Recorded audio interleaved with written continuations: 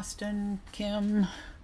Okay, this is for August 1st, the 12:30 to 3:30 training, which we agreed would be about trees and going through that since each of the classes is going to name their room after a tree. I don't know how that's happening, if it's already been assigned or whatever, but I'm going to assume by the time everybody comes to the training that they know the name of the tree their room has. And I don't know how much planning they would have already done, so I'll adjust in the moment if I need to.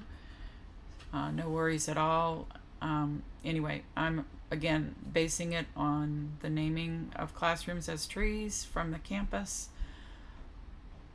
And also, if that's incorrect, if they're just trees in general, let me know, because I'll have to adjust the tree map activity, but no big deal. So we have welcome. I have a little tiny tree book they can make while they're sitting at the table really easily. And I'm going to attach that to what I send you so that you know what I'm talking about. And then we'll do an opening activity. I think I'm going to use the book The Happiest Tree right there. And if you're not familiar with it, it's at the library. So I'm going to bring copies of a lot of tree books. Then I'm going to have everyone at their tables talk about their own, quote, tree biography, where I'll have them talk about important trees from their history and their relationship with trees, and talk about that. And then I don't know if I'll do that in the concentric circles or if they want to stay at the tables. I'll kind of feel things out, but that's the activity. And then I'm going to take this tree map that, thank you, Kim, for providing me with that. I'm going to have them go find on the campus where the tree their room is named after is, and how many places, maybe, if it's more than one, and kind of create their own little map. So I'll send them out if they don't have a classroom tree because they're not assigned to a room. I'm going to have them just attach themselves to a classroom so that they can go in groups together and take photos of the tree and figure out where it is and have all that established for themselves for the school year. If they've already done that, then I'll adjust the activity. There's another way I can do it.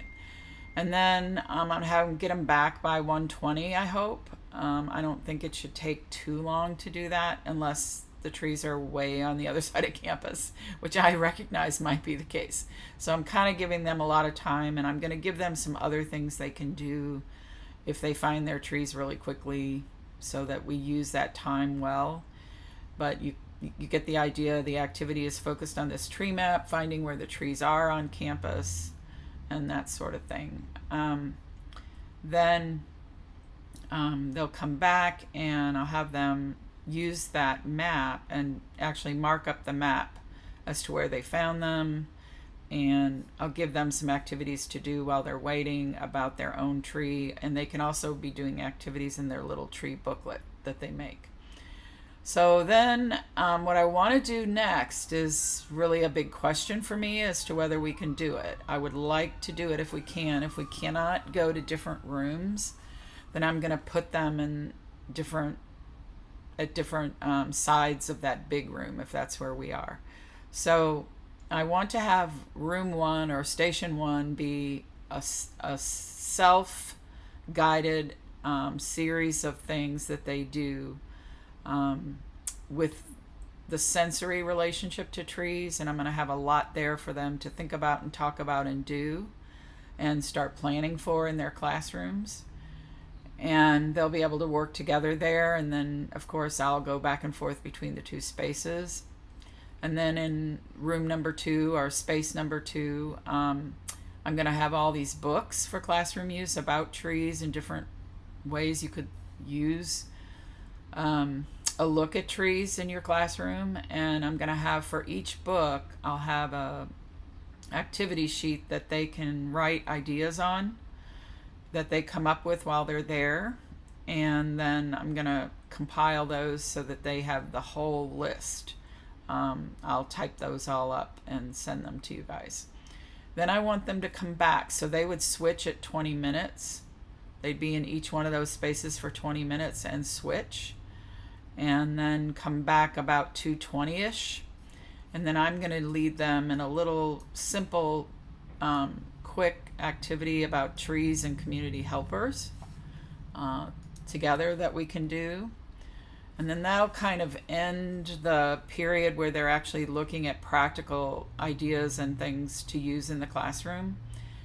And then I'm going to move them into some other ideas and when I talk about community helpers, I'm going to introduce Lily Yeh.